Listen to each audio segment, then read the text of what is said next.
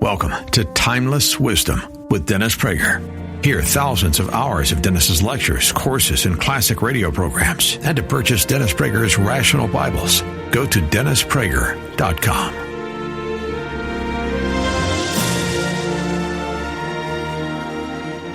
I want to think this issue out with you as rationally as possible. First, we need to make two separate distinctions when asking about the problem of God and suffering. The first distinction is between suffering and injustice, or better, suffering and unjust suffering. When you ask the question or make the statement, I can't believe in God, look at all the evil, look at all the injustice, look at all the suffering in this world, I want you to at least understand what your question or statement is.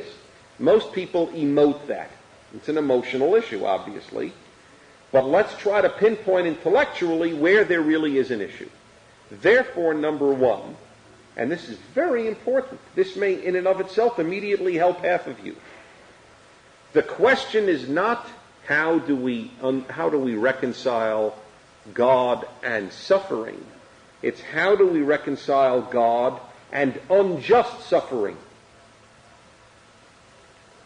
I've never heard anybody say, I can't believe in God, I have a terrible cold. It's driving me crazy, I'm suffering from this cold a week already, I can't believe in God. Now, do you suffer from colds? Of course you suffer from colds. They're aggravating. So how come no one says, doesn't that challenge God's existence that I have a bad cold and I'm suffering from it? The reason is, it's not unjust suffering. Everybody gets colds.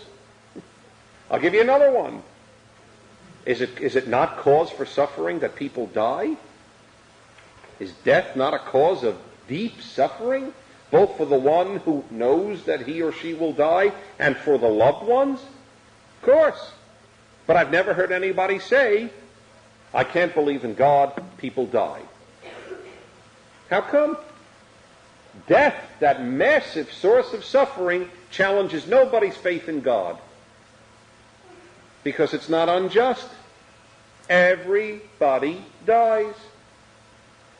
What you do ask about God is, how can I believe in God? Children die. Aha. That's different. Children die. You're not supposed to die that young. That's unjust because most people die later. The younger the person, the more the question about God. Baby to child to young adult to middle-aged adult. Somebody dies at 83, you don't say, where's God? You say, thank God. Especially if a person's had a full life, a person's had a healthy life, relatively speaking. That's very important. The issue that bothers us is unjust suffering, not suffering. Women suffer terribly in childbirth. But most women hold that they suffer more if they never have a child. So it is suffering that most women pray for. If they didn't, they would end it after number one. Oh my God, after going through that, forget it. It is one of the most remarkable statements in life at how suffering is such an utterly relative idea that women go back a second time. Screaming to die, they want to die, and then a week later, hey, Jerry, maybe we'll have another one. What happened? A week ago you wanted to die. It is not at all suffering. It is the suffering that is not just that causes us to ask questions. So immediately, start asking yourself, don't now ask on behalf of someone you know. You can do that, but right now don't. Right now, ask on behalf of yourself, have I suffered in life? Answer for all of you is yes. Now, ask yourself, have I suffered unjustly in life? And I have asked this of audiences for a decade now. overwhelmingly, people have said no. They do not believe that they have suffered unjustly. Of course a handful of people do, and a handful of people have. And by the way, not such a handful. When you think of the Holocaust, when you think of communist genocides, or when you think of people losing children, most people don't lose their children. My mother has always put it very well. She says, I know my 2 sons will die, and so long as they do after me, I don't mind. I mean, and she's hardly being cruel. She's saying that's the way life should be. Of course she knows I'm going to die. She just doesn't want to be around to see it, as I feel about my child. I'm supposed to go first. That's the way life should be. For the handful that don't see it that way, that is unjust suffering. Perhaps. Perhaps. I add perhaps, because only the individual can begin to assess what is unjust. After all, what are we going to have? A very interesting suffering sweepstakes? I'll trade you 1 child for... Would you rather have 3 children, one of whom dies, but all 3 of whom have been beautiful human beings, given grandchildren, done a beautiful life, or 3 kids that live healthfully and have miserable lives? I mean, do you understand how this stuff can get into a ridiculous circus of misery? It's a very important point that one has to ask, therefore, what suffering exactly does raise the question of God's existence or beneficence or omnipotence? Okay? That's number 1, and it already has removed the question, I am convinced, from half of your lives, certainly about yourselves. Second distinction. There are 2 types of suffering, or 2 sources of suffering. This distinction is critical. The distinction is between man-made evil and natural suffering. Or if you will, a better way to put it perhaps is between evil and tragedy. If you die of an earthquake, that's a tragedy. If you die at the hand of a murderer, that's evil, not a tragedy. Okay? Tragedies, do they raise questions against God? And does evil raise question against God? It's clear. Evil, much less so, perhaps not at all. Is it God's fault that a murderer murdered me? God gives people freedom of choice, and I'll talk about this in a moment. Now, we have left cancer, earthquakes, poisonous fish, and other natural causes of premature death. That is a question. I just want to eliminate for a moment one of the more popular questions, and I don't have the time for a whole discussion on it. I have written on it, and I'll be happy for you to get a copy of it. Many Jews say that they cannot believe in God because of the Holocaust. I've never fully understood that comment. If there were no Holocaust, but there was an Armenian genocide or a Cambodian genocide, would they then believe in God? It's the sort of comment, outside of being made by a survivor, where I have no response, but being made by a Jew born, let's say, in America, who has not lost an immediate relative, that is clearly an emotional statement. It doesn't have more than emotions to it. The Jewish response to that is very clear. Nazis had the freedom to burn Jews, and they chose to do so. People have freedom. Would you have preferred that God create people incapable of hurting people? This gentleman is nodding yes. I submit that if the case were made to you, none of you would opt for such a world. A world wherein human beings could not do anything but good. First of all, we would not know what good is. Good needs the possibility, not the inevitability, but the possibility of evil to even be understood. Colors are understood because there are other colors. If there was only red in the world, we wouldn't know what color meant. Would you really want God to have created us as robots? And please understand that is exactly what it would be. We would be robots with flesh. And they'll create robots with flesh one day. A computer recently defeated a world chess grandmaster at chess. Deep thought. The leading chess player on earth, defeated it. But it took the leading grandmaster in the world to defeat deep thought. Would you like the world to be deep thought? Deep thought cannot torture anyone. It's been programmed not to torture. Would you like to go to bed with deep thought? Would you like to have a discussion with deep thought? Spend your life with deep thought? What makes us us is the ability to choose. Animals don't have that ability, and that, by the way, is why we and not animals are created in God's image. Common misconception is that being created in God's image means we're good. Not true. It means we have freedom as God has freedom. It means we know good and evil. Your dog doesn't know good and evil. With all respect, I love dogs. I have a dog of my own. She should live till 120. She does not know the difference between good and evil.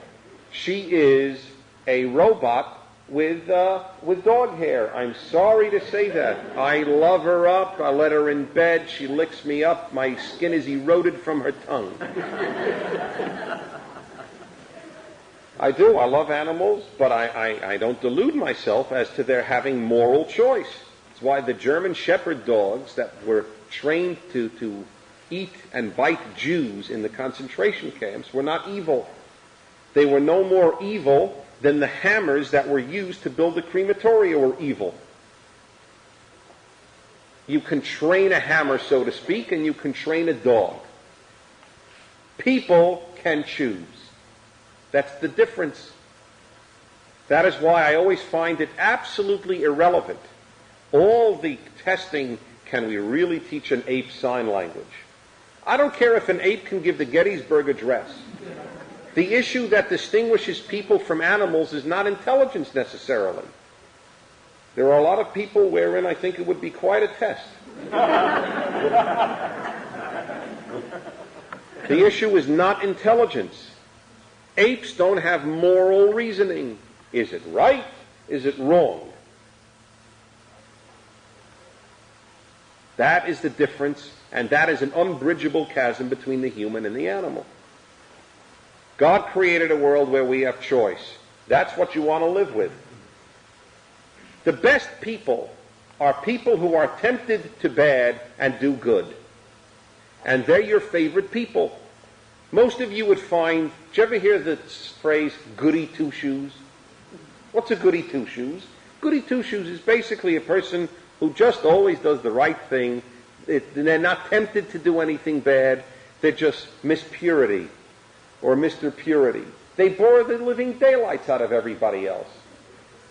You want people to have a Yetzer Hara. You want people to have the urge for the naughty and the bad. But you want them to be able to conquer it.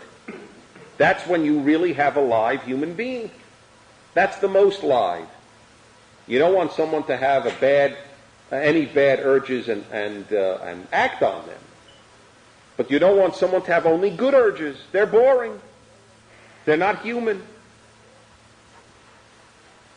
So, my only question to God with regard to evil people, and it is a question, and I admit it, but that will bring me to a third distinction, even though I said there are only two, is, God, why did you create in the human being such a deep... Still managing your rental business like a side hustle? Stop risking your cash flow. Over 800,000 landlords use TurboTenant to streamline their rental operations for free. From finding tenants you trust to collecting rent on time, we've got you covered at TurboTenant.com. Tired of giving away all your rental profits to a property manager? You don't have to. Over 800,000 landlords use TurboTenant to find and manage tenants. Keep your 10% and sign up for free at TurboTenant.com. Ability to do evil. When I read about torturers, that's when the question comes up. Murder, I understand. Robbery, I understand. Rape, I understand. Torture, that is a realm where the whole joy is that of inflicting the most terrible pain of all, watching a human suffer horribly, that God created that ability is a question that I would like to pose to him. But why did I say that brings me to my third distinction? It brings me to the third distinction because this question is a question of God. It is not a question about God's existence. And that is the third and very important distinction I would like to make here with regard to suffering. I don't believe that evil and suffering challenge the existence of God. They challenge other things about God. All the arguments I gave last week, the cosmological, the argument from who started all of this, the teleological, right, the argument from purpose and design, and all the other arguments are in no way whatsoever invalidated by the existence of unjust suffering. No way at all. What is questionable as a result of the problem of suffering is God's goodness or God's omnipotence, but not God's existence. That's very important. That's why I've asked you to be precise on this question. The more you think about it, therefore, the less suffering really does challenge God. Remember what we've done. We've removed suffering as a problem. We've only included unjust suffering, which most of us do not experience. Number two, we have removed man-made evil and left only natural evil to challenge God. And number three, none of it challenges God's existence. It challenges God's goodness or omnipotence, or if you will, providence. That is why Harold Kushner wrote the book When Bad Things Happen to Good People. Harold Kushner's thesis, and please note that I would like you, I think this course will cause you to want to read the very, very long interview debate I had with Harold Kushner, which I published in my newsletter. He holds that something has to give. His son died of progeria. That's the disease of rapid aging, which is what prompted him to write the book. Though, as it turns out, when I asked him this, his thinking did not change as a result of his suffering. It was probably just reinforced because he had tendencies in this regard towards these views beforehand. At any rate, he certainly has the right to write about suffering. It is bad enough to have your child die. To have it linger for years as your child becomes an old man is torture. I just think it's torture. And, that is the ultimate pain, as we all know, especially those of us who are parents. He doesn't challenge the existence of God. In fact, he made a better case than I challenged him. I told him that because of what happened to his son and others like his son, I find it hard to love God. He said he loves God. I asked him why. He said he has no choice. This was a very good answer. But in any event, he does not challenge God's existence. Kushner's heterodoxy, Kushner's moved from an orthodox view, small o for orthodox, of the traditional, omnipotent, all-good God, is this. Kushner says, look, either God is all good and just doesn't have the power to stop children from dying, or God does have the power to stop children from dying, but he's not all good. That is how Kushner frames the question. And since he is unprepared to believe that God is not good, he has developed the theology of a God who cannot do everything, who cannot, so to speak, work outside the bounds of nature as he has created it. Now, he would do the most justice to his own argument, so I don't want to even endanger a misquoting of a truly, truly wonderful human being. That's why I'd like you to read this interview. But his question is an interesting one. The great thinkers about God don't negate God because of suffering. They have other questions about God, and they are the two of Kushner, omnipotence or goodness, or the third that I mentioned, providence, meaning does God intervene in life? See, there's a third possibility, as I offered to Rabbi Kushner. God is all-powerful, God is all good, but he doesn't intervene. He has set the world in motion with certain laws, and if cells act in a certain manner in a child, the child will have cancer. I'm not saying that that's the view that I hold. I'm merely saying there is yet another possibility, and that was the one that I just offered. And by the way, let me make it even more confusing for you. You thought the problem of suffering you thought the answer was difficult. I'm here to tell you the answer is easier than the problem. The problem is not nearly as obvious as people make it out. Would you have liked God to create a world where children couldn't die? Ladies and gentlemen, I will do you a big favor if I can ask you to develop as an instinctive mode of thought in life, whenever you are unhappy about something, whether it is personal or philosophical, the latter being the case now, ask yourself one question. What is the possible alternative? That is, in the other course I give on the subject of happiness, it is something that I will consistently come back to. What is the alternative? What could God have done? Create a world where disease only struck people after 60? Would you have liked that? Horrible! That would be horrible. Life would be a countdown to 60. You think people have bad views of aging now? Thank God it is possible to die young. Oh God, don't let anybody die young.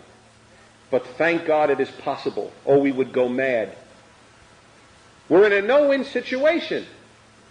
That is why I am so totally in favor of people getting angry at God.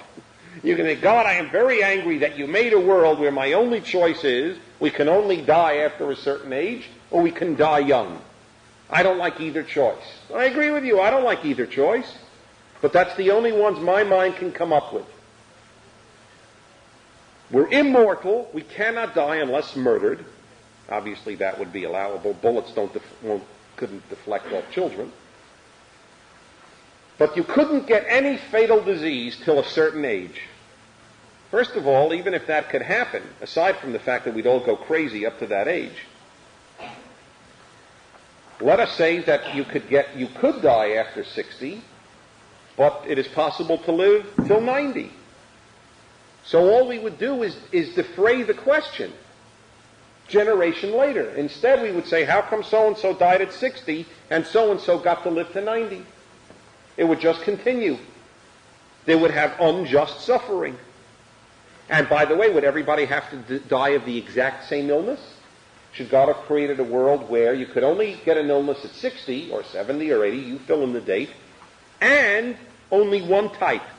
Because obviously people suffer different ways. Alzheimer's is much worse than dying in your sleep.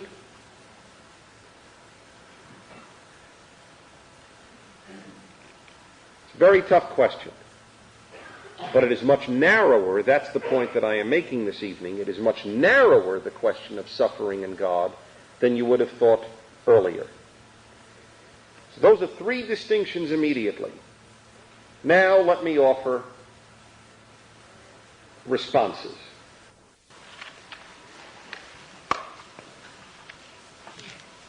The best response I know is the following.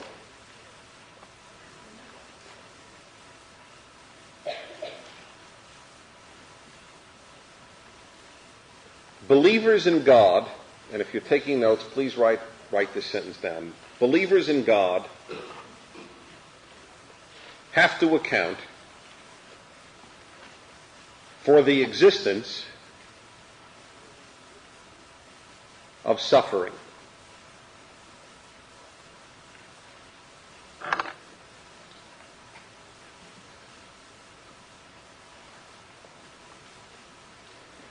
Atheists have to account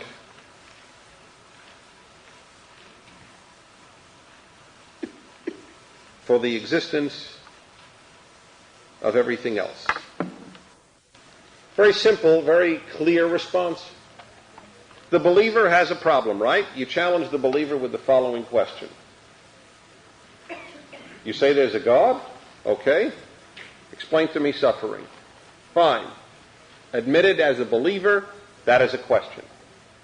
To the atheist, we have the following question. Atheist, say there's no God, you don't have to account for the existence of suffering. No problem. You just have to account for the existence of everything else. Get the challenge? The challenge is infinitely greater to the atheist. The believer is stymied by the existence of one thing, suffering.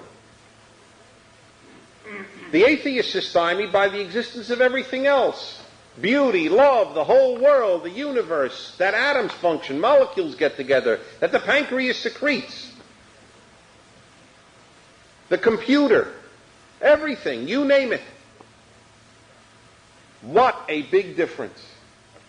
So you might say, true, the atheist has a far more difficult task to explain things than does the believer, but it still doesn't answer the problem to the believer. Fair enough. But you have two problems. Either there is a God or there isn't a God, and the problem of there isn't a God is far more difficult philosophically to deal with than the problem that there is a God. And as I said earlier, the problem with God is not God's existence in suffering, it is God's providence or omnipotence or benevolence. Now, before I offer a Jewish response, there isn't the Jewish response, though there is one that is more normative than any other. Let me offer how other faiths or philosophies have dealt with the problem of suffering. One is the Buddhist response, which is a terrific one because it is very helpful, but it comes at a great price. The Buddhist response, in essence, and I have not only studied Buddhism under a Buddhist, I have tested this out with Buddhist guests to my radio show. The Buddhist attitude to suffering is, we suffer because we let ourselves suffer.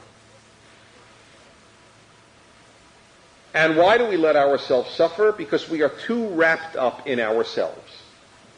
Therefore, the more you can depart from the self, what is known in Sanskrit as the atta, I know no Sanskrit, and the point is not to impress you.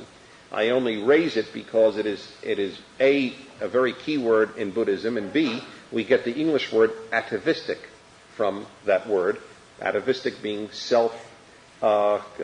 preoccupied. You deny the atta, you deny the self, and you don't suffer much. And it's true, the more attached you are to this world, the more you'll suffer.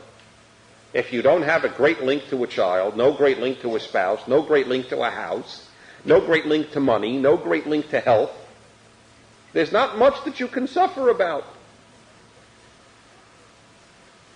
Now, by the way, ironically, in the other class, I will show how Buddhism has profoundly affected my own view of happiness.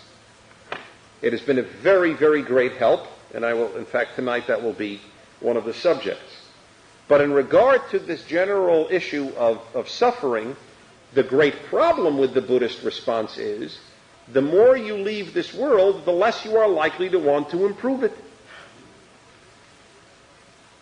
That is why the Western world came up with medicine as we have it, and to a certain extent the Chinese world, which was also very much this world oriented. You didn't deny yourself in Confucianism, but overwhelmingly the medicines are from the Western world. See, if you got polio in Thailand in the Middle Ages, or till very recently, the Buddhist view was things grow and things die. or, if you will, get crippled. The Jewish and Christian view, though I think even more classically Jewish than Christian, has been, if you get polio, that's terrible. That is absolutely horrible. We got to fix it. Judaism particularly says, fix it if it's broken. Many Jews go further. They try to fix it even if it's not broken. It's a serious problem. Jews are always fixing. That's why Jews always develop isms. But it emanates from a very Jewish view. Hey, you shouldn't be suffering. That is why, believe me, I could spot for you on an airplane, or better, in a restaurant, 80 times out of 100, who are the Jewish patrons? And I can say this because I'm Jewish and very, very involved Jew, very proud Jew. Probably they're the bigger complainers. Part of the reason is, there are many reasons I suspect, but one of them is, Tired of giving away all your rental profits to a property manager? You don't have to. Over 800,000 landlords use TurboTenant to find and manage tenants. Keep your 10% and sign up for free at turbotenant.com. Tired of giving away all your rental profits to a property manager? You don't have to. Over 800,000 landlords use TurboTenant to find and manage tenants. Keep your 10% and sign up for free at turbotenant.com. it's no mitzvah to suffer.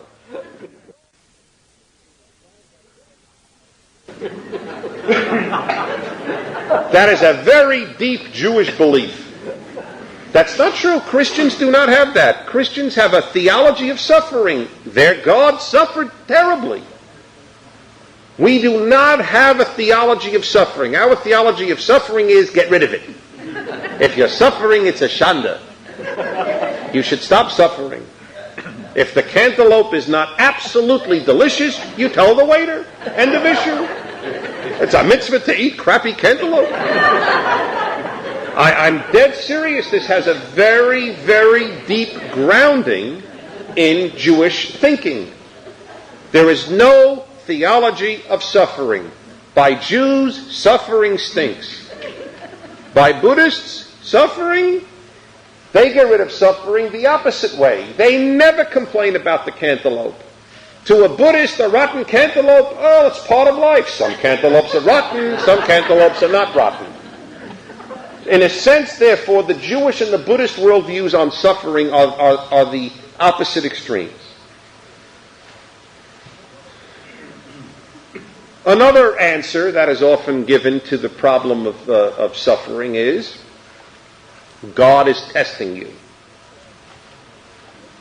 This drives me crazier, much crazier than the Buddhist view. The Buddhist view makes sense. I won't live it, but it makes sense. This view never made sense to me.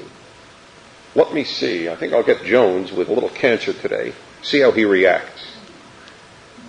Now, that's a very unsophisticated way of doing a takeoff on that view, but whenever I have challenged people who say it, they don't have a more sophisticated response. What does it mean God is testing?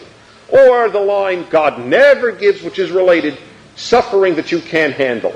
That's nonsense. That is absolute drivel. A lot of people have had suffering they couldn't handle and went crazy. It's just not true.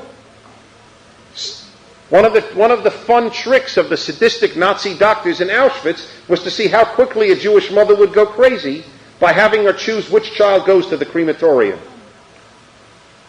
And they went crazy. That is not suffering you can handle.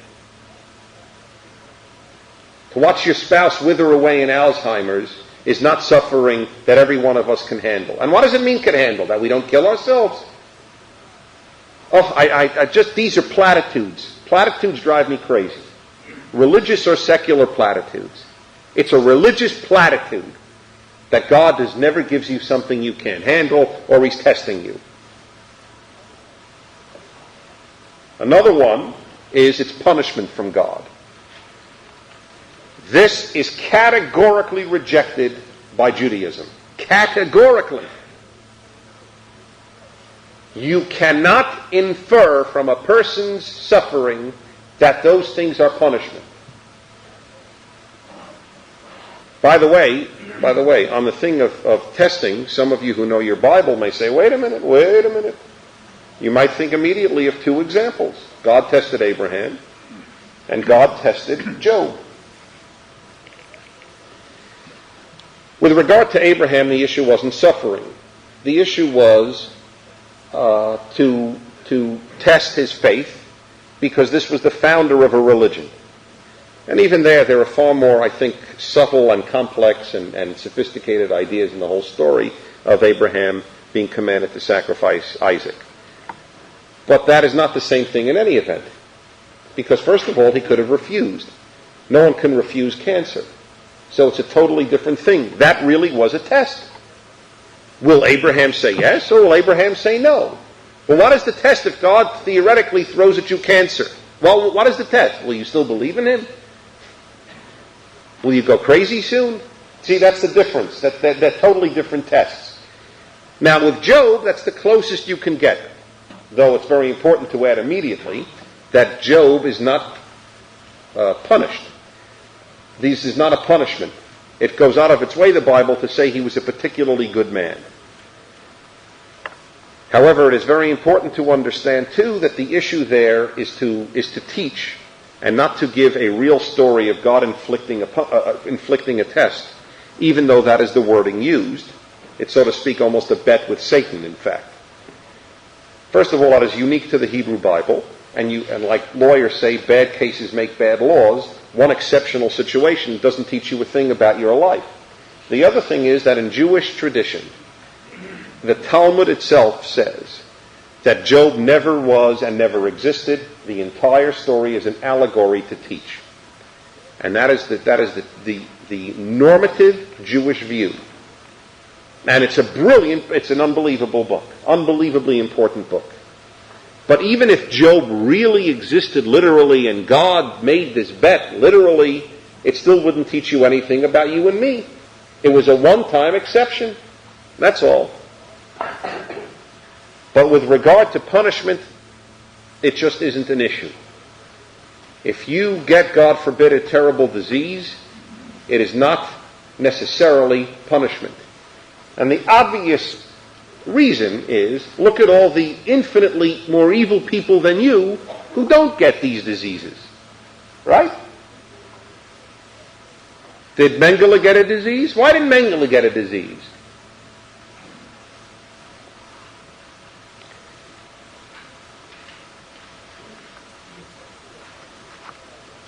The secular answer to the problem of suffering is bad luck. That's the way the cookie crumbles. That's the way the ball bounces. And other such aphorisms which are very helpful in time of suffering. They may be right. It may be bad luck that you or your child got terribly sick. But at least I ask of a secular individual, be honest. Admit that not having a God in your universe, not having a religion, the only response you can have to why there is such suffering is bad luck. In you cells metastasize, in me they don't. Now, very important, most people do not like to face the consequences of their beliefs. So what is happening today in America is very interesting. Secular individuals do not like to believe it's bad luck that they get cancer. Or for that matter, even bad luck that they are hit by a drunk driver. So we have New Age thinking. One of its components being, and it's not even always called New Age thinking, but it's a fair statement for it, either capitalized or not. It's the thinking of a new age. Everything that happens to you, you have brought upon yourself. There are almost no phone calls to my radio show that start me yelling. I have a long worked-on reputation for not losing my cool. I have instant loss of cool to this statement. Whatever happens to you, you brought it on yourself. It is the most heartless and stupid idea I am aware of. To be both heartless and stupid is an achievement. Some things are heartless but very bright. This one is both. Ladies and gentlemen, if you cross your street tonight and you are hit by a drunk driver, I feel for you. You didn't bring it upon yourself. That is why it is heartless. It says the victim has caused this problem. Now, by the way, since life is rarely either extreme, sometimes it's true. Sometimes it is true. If you didn't look and cross the street with a drunk driver going down 70 miles an hour, he is still totally at fault. But you have some of the responsibility because you didn't look. That is true. But there are times where you have none of the responsibility. I get so angry when I am told that people with cancer, for example, if they just fight it hard enough with their mind, if they will the tumor away, they'll do it. What a disgusting burden to put on someone with cancer. Will a tumor away. It's a modern form of witchcraft. You might as well go to... Still managing your rental business like a side hustle? Stop risking your cash flow. Over 800,000 landlords use TurboTenant to streamline their rental operations for free. From finding tenants you trust to collecting rent on time, we've got you covered at TurboTenant.com. Still managing your rental business like a side hustle? Stop risking your cash flow. Over 800,000 landlords use TurboTenant to streamline their rental operations for free. From finding tenants you trust to collecting rent on time, we've got you covered at TurboTenant.com. A witch and have an incantation over a boiling cauldron. What nonsense. Of course I believe the brain has an impact on health. Of course I believe that. There's no doubt in my mind. I know it in my own life. But everything like this is true to a degree. Just to a degree. 10 million Ukrainians did not bring upon themselves the famine that Stalin induced. 6 million Jews did not bring Hitler on themselves. People did not bring the Black Plague upon themselves. Rats did. And they didn't know about it in those days. It's amazing to me, and again, people don't think clearly. The irony is, a lot of people hold people responsible for their diseases, but not for their cruelty. You got cancer? What did you do to cause it? You murdered? What did they do to make you a murderer? It's all backwards. Murderers are murderers. I do not ask about the socioeconomic conditions. But cancer victims are victims. We have inverted who's a victim today. Victim status is very, very desirable in America today.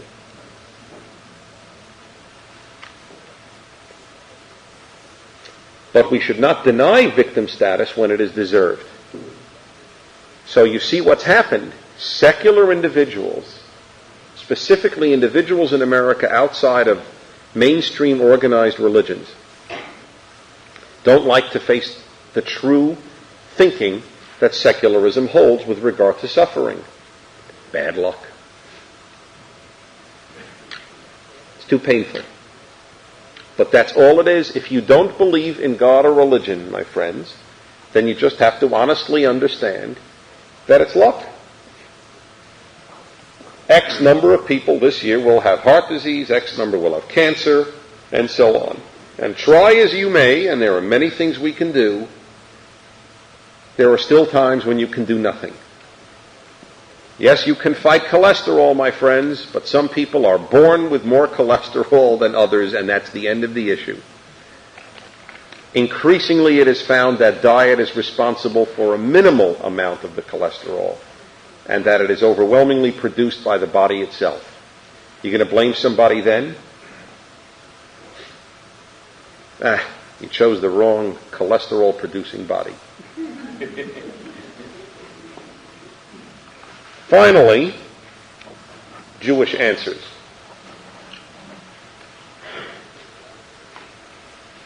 The overwhelmingly normative Jewish response is,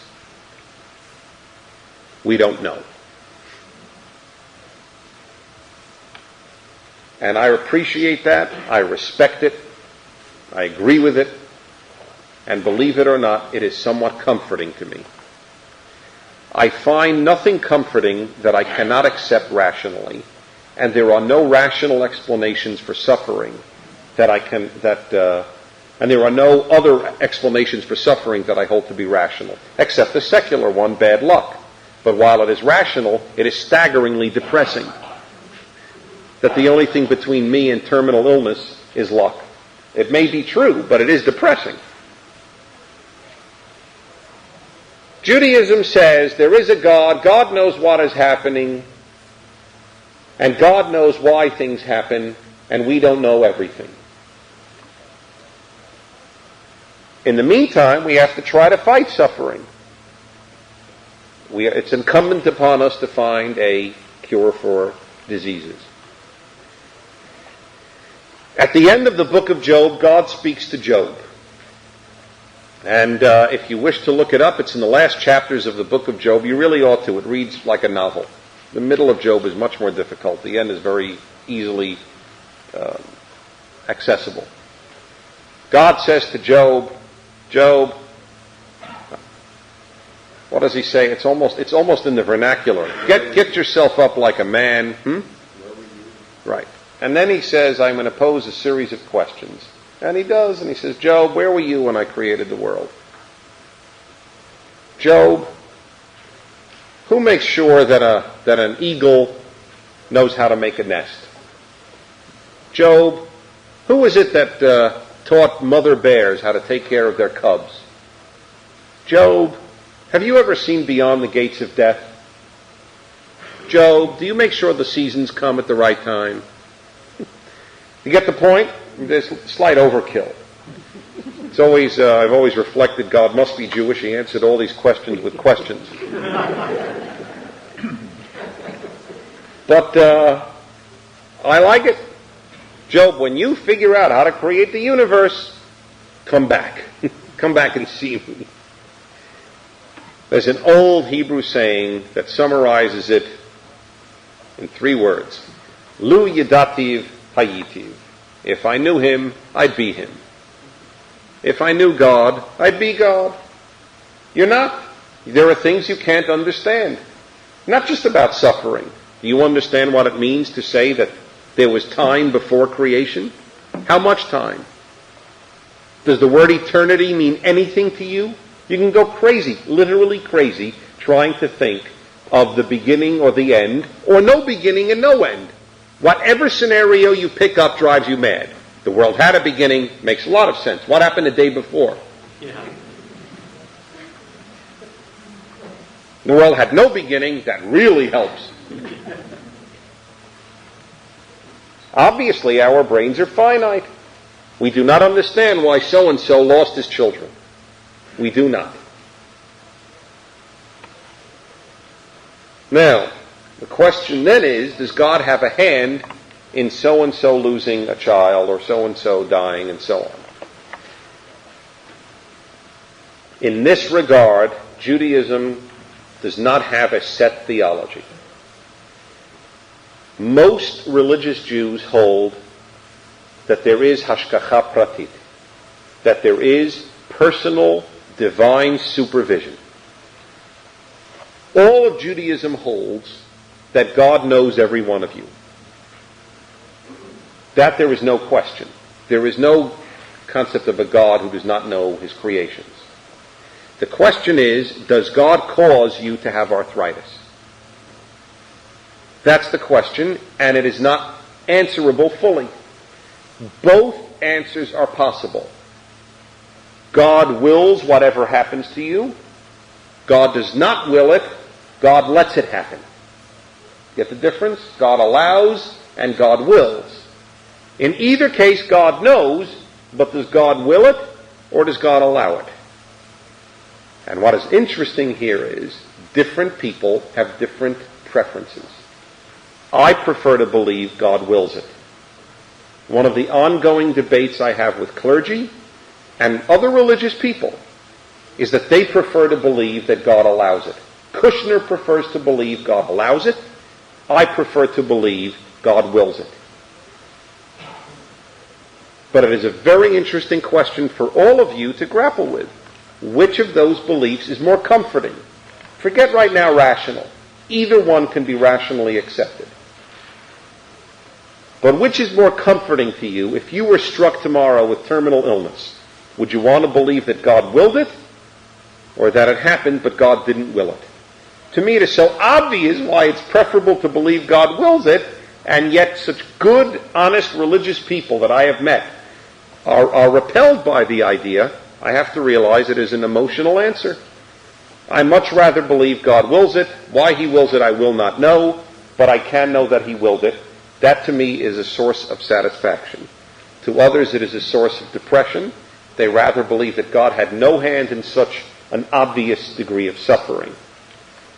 So, how does this all conclude? The question of God and suffering exists. It is infinitely narrower than most people believe.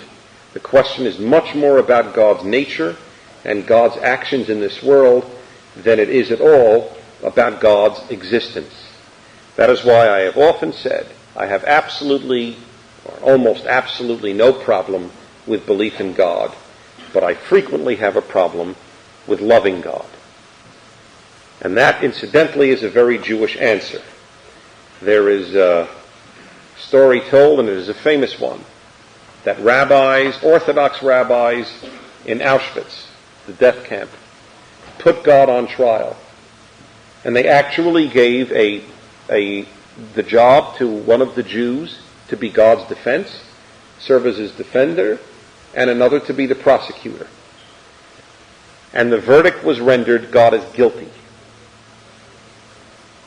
And after the verdict was rendered, they said, and now it's time to daven mincha. Now it's time for the afternoon prayers. So it is very Jewish to rail against God. What is the name of the Jewish people? Struggle with God. Israel means fight with God. It is very Jewish to fight with God about suffering. It is totally un-Jewish to deny God because of suffering. Thank you very much. Did you want to make that? Hello, I'm Dennis Prager. This lecture, God and the Problem of Suffering, was delivered at the University of Judaism in Los Angeles, California, on October 31st, 1989. I hope you enjoyed it. If you would like a complete listing of my lectures and or information on the quarterly journal that I write and publish, Ultimate Issues, please write to me at Ultimate Issues, 6020 Washington Boulevard, Culver City, California, 90232, or just call area code 213-558-3958. The list of lectures is constantly incorporating new titles. Thank you, and I look forward to any reactions that you may have.